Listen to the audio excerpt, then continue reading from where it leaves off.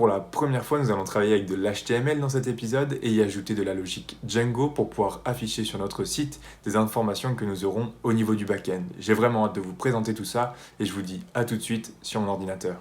On se retrouve donc sur mon ordinateur pour l'écriture de notre première application Django, la troisième partie. Ici, on a un paragraphe sur comment obtenir de l'aide, et ici, ce gros paragraphe aperçu nous explique qu'une vue est une page web dans notre application Django avec très souvent un rôle spécifique et aussi avec un gabarit qui lui est spécifique. La meilleure façon de comprendre, c'est d'utiliser des exemples, donc je vous conseille de lire ces exemples pour une application blog. Moi, je vous présente les vues que l'on va avoir pour notre application Pulse. Donc, on va d'abord avoir une page sommaire, du coup avec des questions, qui va afficher quelques-unes des dernières questions, une page de détail d'une question, donc qui va afficher le texte d'une question, sans les résultats, mais avec un formulaire pour voter. Ici, la page des résultats d'une question, qui affiche les résultats d'une question particulière, et l'action de vote, qui gère le vote pour un choix particulier dans une question précise. Ici, ça nous explique que très souvent sur le web, on voit des URL comme celui-ci, qui sont un peu incompréhensibles, et que nous, avec Django, on va pouvoir créer des URL qui sont beaucoup plus lisibles et beaucoup plus clairs, comme celui-ci juste ici. Voilà, si jamais vous avez envie d'en lire plus sur la distribution des URL, vous pouvez cliquer ici et aller plus en profondeur dans le domaine. On va passer tout de suite à l'écriture de vues supplémentaires. Si on va dans notre application et qu'on va dans notre fichier vue, on peut voir qu'on avait déjà notre première vue, du coup, la fonction index. Là, on va en rajouter d'autres. On va rajouter def detail request question ID. Donc ici, on aura deux paramètres. Comme toujours, on a toujours ce fameux paramètre request. Et là, on aura question ID qui viendra s'ajouter.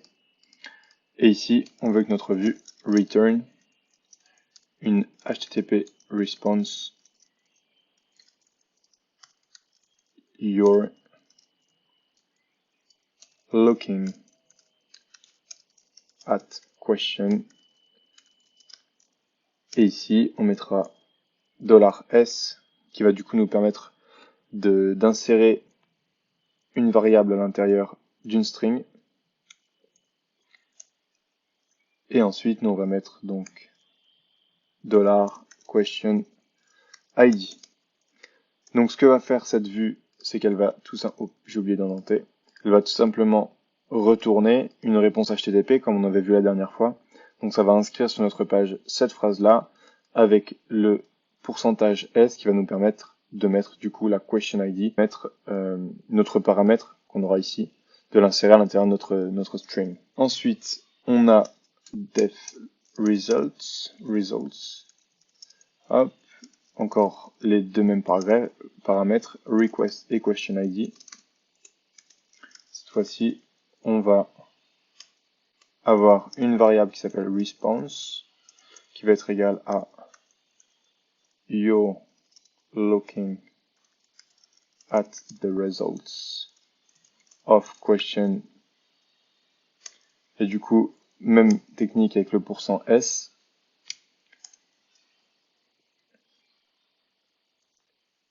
Hop, ça nous permettra du coup de mettre à l'intérieur de notre string une variable. Et ici, on va return une HTTP response de la variable response et du coup de pourcentage question ID. Alors ici, il y a deux choses à noter. On sert de la variable response. On aurait pu tout noter directement dans HTTP response. Juste, ça aurait été moins clair au niveau de notre code. Là, on voit vraiment ce qui se passe du coup en deux étapes. Première étape, on définit notre string et la deuxième étape, on renvoie tout ça. Et ça nous permet de tout mettre sur une ligne et que notre code reste clair. Ensuite, on va voir la vue def vote. Encore une fois, le paramètre request et question ID qui va return une HTTP response et qui dit your. Donc, je vous ai pas traduit si jamais vous avez besoin de traduction. Ici, c'est vous êtes en train de regarder la question et du coup, on aura le numéro de la question qui sera inséré ici, qui dépendra du paramètre. Ici, c'est vous regardez du coup les résultats de la question et ici, on aura du coup la question ID, donc le numéro de la question qu'on regarde, enfin pour laquelle on regarde pardon les résultats. Et ici you're voting, donc nous sommes en train de voter pour la question. Et même principe ici, on viendra insérer la question ID avec ce fameux $question underscore ID. Voilà. On peut revenir à la documentation. Du coup, maintenant, on va lier ces nouvelles vues avec un URL. On se rappelle que le fonctionnement, c'est une vue. Enfin, Django va aller trouver notre URL, donc l'URL ici, par exemple, et en fonction des différentes parties de l'URL, va aller déclencher la vue qui correspond, qui va nous permettre ici, ce sera de renvoyer la bonne phrase à l'écran. Donc, on va dans notre fichier URL, on a le path, on a bien importé. Encore une fois, l'étoile, c'est pour le point, pardon, c'est pour dire qu'on reste dans le dossier où on est. Moi, j'ai marqué pause pour que ce soit plus clair. Ce que j'aime bien ici, c'est que dans URL pattern, on va avoir des exemples. Par exemple, si jamais au niveau de notre URL, on a du coup le nom de domaine avant, on a un slash, on a pause et on a slash, on va déclencher cette fameuse vue. Maintenant, on va mettre un autre URL, du coup toujours pareil, au niveau de la construction, path. On ouvre un crochet, on met question ID et on ferme le crochet, puis on met un slash, on appelle notre vue views.detail et on donne un nom à cette URL et on va l'appeler name equal detail. On va mettre une virgule à la fin. Donc ici, ce que ça va faire, c'est que Django va aller chercher une URL donc du type le nom de domaine, pause. Et ici, on va avoir un nombre. C'est ça que veut dire int. Et le nombre va correspondre du coup à une question ID. Et donc une fois qu'on aura le nombre et qu'on aura cette forme d'URL, on ira déclencher la vue detail qui est dans notre fichier views, donc celle-ci, et on renverra la phrase. Et ici, du coup, la question ID correspondra au numéro qu'on aura trouvé dans notre URL et qui sera du coup renvoyé sur notre page. Hop, je vais juste faire un petit peu plus de place. Troisième URL qu'on rajoute, on est ici, c'est celui-ci. Donc là, c'est le même principe. On va avoir mon domaine, pause, le 5, results, et du coup, au niveau du début de l'URL, ça va être toujours in question ID, et on va avoir en plus results, et ça va nous permettre du coup de voir les... Enfin, pour le moment, notre vue renvoie juste qu'on regarde les résultats de telle question, mais par la suite, ça nous permettra de voir ces fameux résultats. Donc toujours, je les appelle des crochets, mais je pense que c'est un nom un meilleur nom. Mais je vais continuer à les appeler comme ça. Du coup, ces fameux crochets, un slash, results, un autre slash, on met une virgule pour la views qu'on va déclencher. Ici, c'est la views results. Et on donne le name equal to results. Voilà. Et le dernier URL qu'on va rajouter ici, c'est du coup de la forme slash pause slash du coup le numéro qui correspondra à ça slash vote et ça nous permettra de déclencher la vue qui s'appelle du coup vote. Donc toujours ces fameux crochets int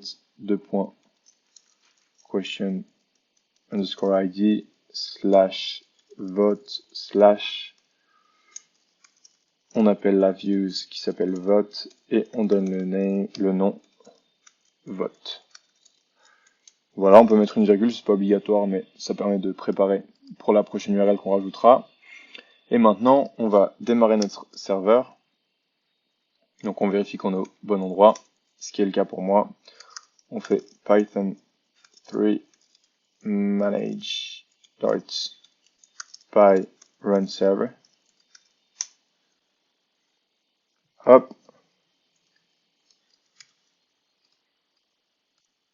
Tac.